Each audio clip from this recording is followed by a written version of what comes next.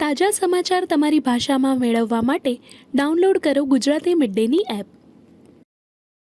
Why is CAA being opposed in India? Let's understand. Citizenship amendment act એટલે કે નાગરિકતા કાયદા વિશે આખા દેશમાં ચર્ચા ચાલી રહી છે.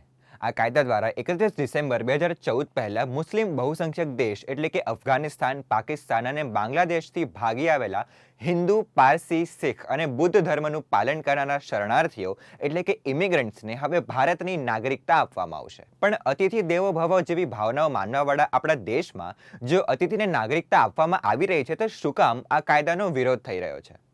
હકીકતમાં વિરોધ બે કારણોથી છે. પહેલો છે ધર્મ અને બીજો છે સમય. દેશના મુસ્લિમોનું માનવું છે કે જૈન, બુદ્ધ, હિન્દુ, પારસી આમ બધા જ ધર્મોનો સમાવેશ થાય તો મુસ્લિમોને આ યાદીમાંથી કેમ બાકાત રાખવામાં આવ્યા છે?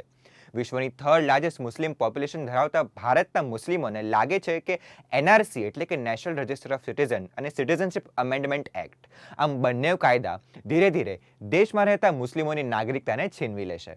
વિપક્ષનું કહેવું એમ છે કે જો સેન્ટ્રલ ગવર્મેન્ટ દ્વારા 2019માં કાયદો પાસ કરાયો હતો તો તેનું અમલીકરણ એટલે કે ઇમ્પ્લિમેન્ટેશન લોકસભા ચૂંટણીની પહેલાં જ કેમ થવામાં આવ્યું છે? આમ ધર્મ અને સમય વચ્ચે ફસાયેલો આ કાયદો હવે આવનાર ચૂંટણીમાં શું બદલાવ લાવશે તે જોવા જેવું રહેશે. Till then keep following gujaratimiday.com. Subscribe કરો Gujarati mid day. Bell icon પર ક્લિક કરીને મેળવો તમામ વિડીયોના ડાયરેક્ટ નોટિફિકેશન.